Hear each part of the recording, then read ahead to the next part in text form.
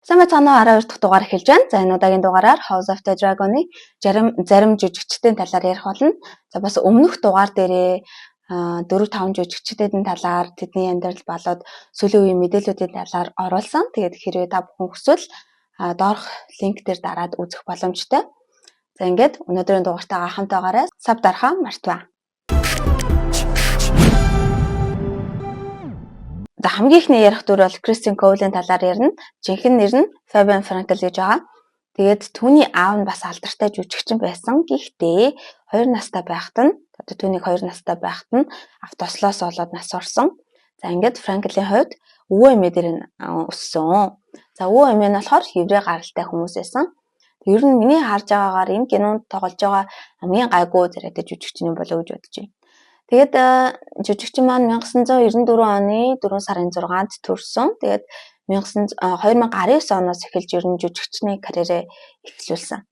Яг Кристин Коул тоглохоос өмнө 2019 онд кинонд тоглож байсан. Энэ нь Эмили Кларктэй тоглосон Last Christmas гэдэг ийм кино байгаа. Гэхдээ энэ киног та хэд бараг үзсэн баха. За 2019 онд бас нэг кинонд тоглосон NYPD Blue гэдэг бас яг энэ кинонд 2019 онд Last Christmas-ыг дуусангуудаа үргэлжлүүлээд тоглосон. За үргэлжлүүлээд 2021 онд The Serpent гэдэг энэ кинонд тоглосон. За энэс гадна яг 2022 оноос эхлээд тэрний карьер бол огцом өссөн House of the Dragon-д тоглох болсонтой холбоотой. Тэгээд House of the Dragon тоглох болсноо жүжигчин Fabian Frankel, Emily Clark гэд хэлсэн байна л да. Тэгээд ер нь угаасаа энэ хоёр чи айгүй сайн найзууд байсан.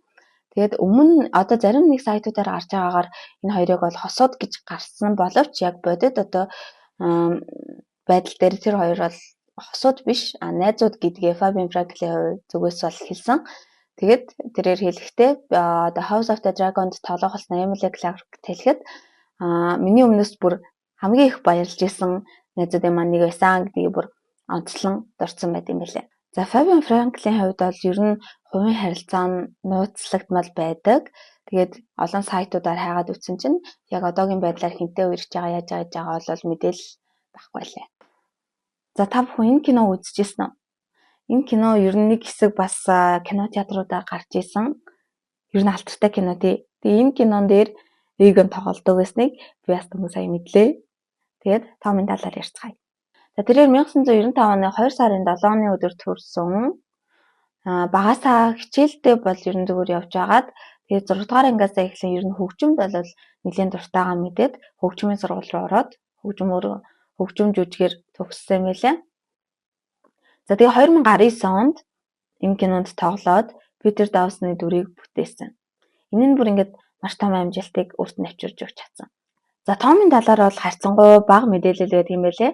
Тийм болохоор яг өөрөө сэтгүүлд өгчсэн энэ ярилцлагаас онцлог зүйлүүдийг хэлээд явъя. Хүмүүс асууж байгаа хизэнээс эхлээд ер нь жүжиглэх харилцаагаа мэдсэн бэ гэсэн чинь 12 настайдаа Шекспирийн Макбет гэдэг энэ жүжигт тоглоод жүжиглэх өөрт нь маш гоё өөр мэдрэмжийг өгсөн учраас жүжигчин болох яг миний зам юм байна гэд бүр мэдрээд тэнгуүдээ хөгжмөө орхин гутаа шууд жүжиг рүү орж исэн гэж мэдгдсэн.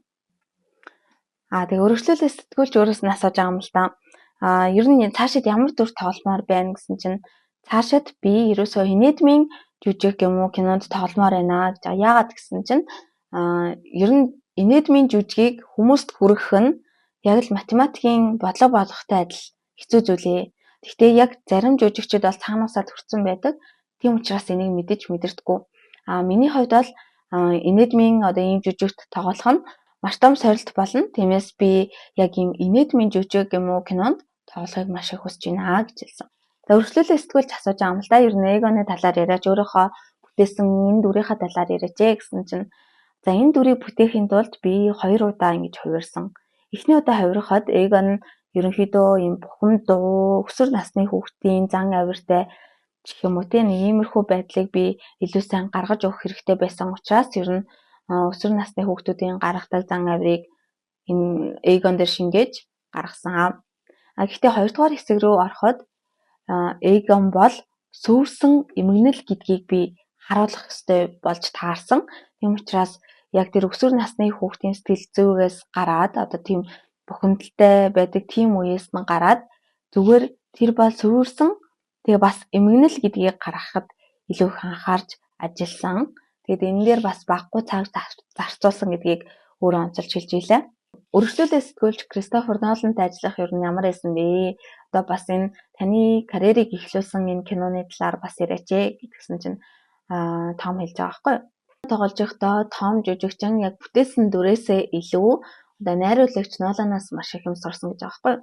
За Кристофер Нолангоос яагаад ийм их юм сурч чадсан бэ гэхээр тэрний хэлсэн нэгэн үг одоо миний бүх амьдралыг өөрчилсөн. Тэрээр хэлэхдээ чи жүжигчин хүн бол одоо хүн шиг бүх зүйлд ингээд шингэх ийм чадвартай байх хэрэгтэй гэж хэлж ирсэн. Тэгээ яг энэ үг миний амьдралыг бүхэлдээ өөрчилж би ерөнхийдөө одоо яг тэр кинон дээр жүжигчин тоглосон дүрдээ бол мэдээж маш хайртай. Гэхдээ тэрнээс гадна яг алдартай найруулагч Ноланы хэлсэн яг тэр үг намайг одоо бүхэл бүтэн ингээд өөрчилж чадсан гэж хэлж илээ. За тэгээ өргөжлүүлээд ерөн сэтгүүлч асууж байгаа хгүй да одоо таны цаашдын уран бүтээлийн замнал яг ямар байх вэ гэсэн чинь зарим хүмүүс ингээд өөрөө өөрсдийнхөө бичсэн жагсаалтын дагуу ажилладаг. Мэдээж надад маш олон ийм саналууд ирсэн байгаа. Надад ч гэсэн жагсаалт байгаа. Гэхдээ би энэ жагсаалтыг дагахаас илүү мэдрэмжээ дагах болно гэж Том хэлсэн. Тэгэхээр ер нь цаашдаа намайг хөгжүүлж чадах болоод надад заах тийм дүр дээр би илүү ажиллах болно гэж яг энэ ярилцлага дээрээ онцолсон байлээ. Тэгээд Томын хувьд бол ерөнхийдөө бас хувийн харилцааны талаар төдийлөх мэдээлэл байхгүй лээ. Магадгүй шинэ жүжигчин гарч ирж байгаа жүжигчин учраас арай бага сенсац мэдээллүүд байгаа байх гэж бодож байна. Тэгээд яг Томын талаар уусаа хайхаар нэг олон гачихгүй лээ. За дараагийн жүжигчин бол Оливия байна. Тэгэхээр Оливиягийн хувьд бол бусад жүжигчдтэйгээ харьцуулахад харьцангуй туршлагатай гэж явсан байлээ. Учир нь маш олон кинонд тоглосон. За тэр бүхэл яг энэ киног та хэд үзчихсэн үү? Хэрэг үзчихсэн бол энэ кинонд хүртэл тоглож исэн юм байлээ. Тэгээ би яг сая судалж байхдаа л мэдлээ. Тоглож исэн нь. За Оливия Кукийн хувьд 1993 оны 12 сарын 27 оны өдөр төрсөн. Аав нь офицер, доороо нэг дүүтэй, ээжтэйгээ ингээд дөрвөлээ амьдардаг. Ер нь хүүхэд насны хувьд харьцангуй одоо тайван, ер нь жирийн энгийн амьдралтай өссөн. Тэгээ багаасаа харин хичээлдэг байсан гол зүйл нь болохоор балет, гимнастикаар хичээлдэг байсан билээ. Тэгээд эцэг их нь ер нь цаашаад ингээд балетчин болгоно, эсвэл гимнастикаар ингээд явуулна гэж исэн боловч за Оливиагийн хувьд жүжиглэлтэндээ их сайн байсан учраас өөрөө ер нь жүжиглэх замаа сонгосон. За одоо 30 орчим насны энэ бүсгүн маань 2014 оноос эхлэн жүжиглэж эхэлсэн. Хамгийн ихний кино нь болохоор Ruby Skin гэдэг кино байгаа. За үргэлжлүүлээд The Quiet Ones, The Signal гэх мэтлэн маш олон кинонд тоглосон. За 2015 онд бас энэ кинонд тоглосон. 16 онд 2 кинонд тоглосон. Яг энэ 2 кинонд тоглосон. За 17 онд бас яг энэ кинонд тоглосон. 18 онд бас 3 кинонд тоглоод амьдсан. Тэгэхээр нэг жилийн дотор 3 кинонд тоглоно гэдэг бол бас мундад. Гэхдээ энэ Follow the Rose гэдэг нь болохоор арай бага хэмжээний, богино хэмжээний кино байсан учраас амьдсан байх гэж бодож байна. 2019 онд Sound of Metal гэдэг энэ кинонд тоглосон.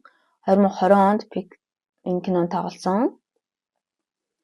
2020 онд энэ кинонд тоглосон. 2021 онд Little Fish гэдэг кинонд тоглосон. Тэгээ бүр маш хөдөлмөрч ерөөсөө жил алгасахгүй ингээд байнгын кинонд тоглодог гэсэн. Тэгээ тэр байтгаа одоо нэг жилд 2 3 кинонд тоглолцсон ийм тохиолдлууд хүртэл байна. За энэ чинь 2014 оноос 2020 оны хооронд нийт кинонд тоглож байх та. 2014 онд Шилдэг эмэгтэй жүжигчин, аимшигын киноны төрөлд Шилдэг эмэгтэй жүжигчин хүртэж байсан. За 2017 онд бас Шилдэг эмэгтэй жүжигчний шагналыг хүртэж байсан. Ийм мундаг бүсгүй. Тэр нь хайр дурлалын тал дээр өөрийнхөө харилцааг олон нийтэд ил байлгадаг. Тэгээ хамгийн анх 2014 онд Алекс рүүтэй хөтөлсөн алхаж олон юм гарч ирсэн. Энэ хосууд маань болохоор Staples Center-т Арктикийн сарамгчдын шоунд оролцохоор эрэхтэй харагдсан.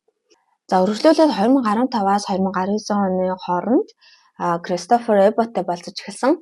Энэ нь хэн бэ гэхээр бас жүжигчин. Энэ хоёр анх Кэти Баяртай гэдэг ийм кинонд тоглож байхдаа танилцж байсан. Тэгээд үргэлжлүүлээд ер нь кинон дуусны дараа нэг удалгүй тэр хоёр салсан гэсэн мэдээлэл байдаг. 2020 онд энэ кинон дээр ажиллаж исэн гэж хэлсэн шүү дээ. Тэгэхээр 2020 оноос эхлэн бас энэ киноны жүжигчин Бен Хардитэй болцож эхэлж исэн байна. Гэхдээ энэ хоёрын харилцаа ер нь бас арай жоохон богино байсан. За тэгээ үргэлжлүүлээд 2022 оноос Jacob Befopted болцож эхэлсэн гэсэн мэдээлэл явсан. Гэхдээ энэн дээр хоёр жүжигчин хоёлоо ямар ч мэдээлэл хийгээгүй. Гэхдээ Instagram дээр нь жишээлбэл тэр хоёрын хамт төрс өдрөө тэмдэглэж байгаа ийм зураг бичлэг байсан. За бас хамт ингээд зугаалж байгаа, хамт вино нууж байгаа яг ийм мөчөд зургууд бол олон нийтэд цацагдсан. Гэхдээ энэ хоёр одоо аль биесээр өргөж байгаа гэж бол хин хэлээгүй. Оливиагийн өгсөн ярилцлагуудыг судлаад байж хаад өөрийгөө ер нь голцоо эмгтээлэг төрлийн хувьд их хүмүүстэй ер нь эмгтээлэг тал руугаа гэж хэлсэн. Одоо иршүүд дүү эмгтээлэг гэж бас байдаг штеп. Тэгвэл Оливиа болохоор эсрэгээрээ яг эмгтээлэг төрлийн тэгээ байнгын юм даашин өсгийтэй гутал басан өмсөв төртэй гэдэг жисэн. Тэнгүүдээ хотдын арга хэмжээний үеэр тэрээр нэг цэнхэр тод бадлааж өмссөн байсан бас олон анхаарлыг татаж чадсан. Яагаад тэгэхээр яг одоо энэ зураг дээр харж байгаачлан маш дэгжин тэгээд өөрийнхөө биед тохирсон яг энэ брендийн энэ палажиг өмсөн олон анхаарлыг татсан. Тэгээд гэхдээ одоо хувийн дизайнерууд гэж яддаг штэ тий одоо алдартай хүмүүсийн хувийн дизайнерууд хэлэхдээ энэ Оливиагийн өмссөн байгаа энэ дайшинс гоё байна. Гэхдээ бодолт болоод өсний заслалт нь тохирохгүй байна гэж хэлж байсан. Яагаад тэгэхээр ийм тод өнгийн дайшинс дээр бүр маш тодоор ингэж нүд амаа будсан байгаа нь арай хитрхи зогцохгүй хитрхи ингээд бүр тод байгаад байна гэсэн нэг юм шүүмжлэл бол гарч ирсэн юм байлаа. Миний бодлоор бол дажгүй л харагдчих юм гэж бодож байна. За өргөжлүүлээ Best-ийн талаар ярив. Best-ийн талаар баг мэдгүй юм байхгүй хаа. Ер нь маш олон кинонд тоглож исэн, ер нь тоглосон кино болгондоо ингээд шагнал авч байгаа юм шиг надад санагдсан. Яагаад тэгэхээр мэдгүй шагналынхан талаар баг хуудас гаруй мэдээлэл гарч ирж исэн. За Best бол 1971 оны 7 сарын 31 өдрийн өдөр төрсөн. Тэрээр Лондонд загвар зохион бүтээгч, дизайнер ийм хүний охин болж төрсөн. Тэгээд одоо Оливиаг дөнгөж сая би хэлэхдээ өөрийгөө эмгтээлэг гэж айгу тодорхойлдог байсан гэсэн штеп. Тэгвэл Best-ийн хувьд болохоор эсрэгээрээ нөгөөх нь одоо жоохон иршүүдтэй эмгтэй гэж өөрийгөө тодорхойлд юм байлээ. Тэгээ яагаад тэгж тодорхойлд юм бэ гэсэн чинь өөрийнх нь өндрөөс болоод би өөрийгөө ер нь багасаа айгу өндөрөөс нэг мэддэг. Тэгээд энэ нь жишээлбэл өсгөдөө гутлан өмсгөд хүртэл айгу нөлөөлдөг гэсэн болохоор ер нь цаашдаа одоо жоохон спортлагч гэдэг юм уу те ер нь нэг тиймэрхүү хувцлалттай болсон. За тэрнээс гадна ааш араншингийн хувьд ч гэсэн айгуу тийм хүчрхэг ер нь жоохон эргэтэлэг дүү талдаа байдгаа гэж өөрөө мэдээлжсэн. За 2016 оноос эхлэн Ив Итали дахь фирмийн байшинд амьдарч байгаа. За одоо хүртэл амьдардаг. Тэгээд яагаад вэ гэхээр ер нь энгийн дүү байх дуртай, энгийн амьдралын хэм маяг дуртай, гар салхин дуртай, намгүй орчинд байх дуртай учраас яг энэ фирмийн байшингаа ажилуулад одоо фирмээ ажилуулад амьдардаг. Тэгээд сэтгэл төгсөн ярилцлагадаа одоо Оливийн тосыг гаргаж авах процесс хүртэл надад сонирхолтой, сайхан санагддаг, намайг тайвшруулдаг учраас би одоо фирмийн ажилд дуртай. Тийм болохоор би фирмд амьдрах дуртай гэж тодорхойлж хэлж ирсэн байлээ. За тэрээр Английн Лондон хотын хамгийн нэр хүндтэй драмын сургуулийн нэг болох Хатааны драмын урлагийн академид суралцсан. Драмын сургуульд суралцаж эхлэхээс өмнө Оксфорд их сургуульд англи хэлийг бүр маш сайн сурсан. Яг энэ кинонд бүтээсэн дүрээрээ шагнал хүртэж шилдэг эмэгтэй жүжигчин шагнал хүртэж исэн. За 2005 онд бас Хеда Габлер гэдэг жүжигээрээ шилдэг тайзны эмэгтэй жүжигчин гэдэг ийм шагналуудыг хүртэж исэн. Ер нь оролцсон кино жүжиг болохондоо заавалчгүй юм цулгадаг юм жүжигчин шиг надад санагдсан. За ингээд одоо үргэлжлүүлээ телевизийн уран бүтээл рүү орох болсон. За энэ нь ч бас томоохон амжилт өөртөө авчирч чадсан. За ер нь хамгийн эхлээд тоглосон кинонд хүртэл өөртөө амжилт авчирч өгч чадсан. За энэ нь болохоор Сувлагч Жеки гэдэг ийм кино байсан. За бас Хааны яриа гэдэг яг одоо гарч байгаа энэ киноны гүнгийн авахын дүрээр бас нэлийн алдаршиж чадсан. Үргэлжлүүлээд HBO-гийн сериал болсон House of the Dragon дээр тоглосон. За гэхдээ хамгийн гол нь Best Ренес Таргарианаас маш их юм сурсан гэж байгаа байхгүй одоо яг өөрийнх нь тэр бүтээсэн дүрээсээ маш их зүйл сурсан гэж байгаа. Яг тэгэхээр бодит байдал дээр за best бол ямар нэг зүйлийг хийхээр төлөвлөсөн ба шууд төлөвлөлөөл ингээд гяс хийгээл явцдаг. Ерөнхийдөө нэг тийм ишүүддүү төрлийн хүчирхэгдүү юм байгаа штэ. А гэхдээ бодит нөгөө кинон дээр жүжигчин маань болохоор хүлээцтэй, маш төвчээртэй, юмд удаан харж агаад, ажиглаж агаад хийдэг иймэрхүү төрлийн байсан болохоор ер нь тэр дүрийг бүтээхийн тулд би бас өөрөө яг тийм замтай болсон. Тэр нь цаашдаа миний амьдрал дээр ч гэсэн би өөрөө ажиглахад одоо яг тэр зан надаас гардаг болчихсон байсан. Тэгэхээр би Ренес Таргаранаас маш их зүйл сурсан гэдгийг хэлэлт өгсөн ярилцлагандаа бас онцолж байлаа.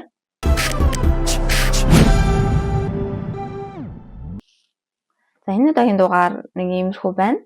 Тэгээд өмнөх дугаар дээр бас зарим жүжигчдийн талаар ярьсан болохоор би өмнө хэлсэнчлэн доор description хэсэгт яг линкийг үлдээчихье. Тэгээд та хэд бас дараад орж үзэж болно. Миний бодлоор яг өмнөх дугаарыг ярьж байгаа жүжигчд нь бас арай жоох сонирхолтой замналтай байсан болоо гэж бодож байна.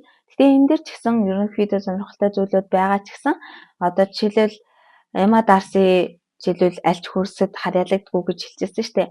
Тэгж бодохоор нөгөө дугаар маань бас арай сонирхолтой байсан болоо гэж бодож байна. Тэгээд та бүхэн бас юу гэж бодож байна? Өөртөөхөө санал бодлоо илэрхийлээрэй. Тэгээд хамгийн гол нь House of the Dragon-оос хамгийн хайртай, хамгийн гоё дүр нь хэн байсан бэ гэдгийг сэтгэл хэсэг дээр бичиж үлдээгээрэй. Ингээд хамт байсанд баярлалаа.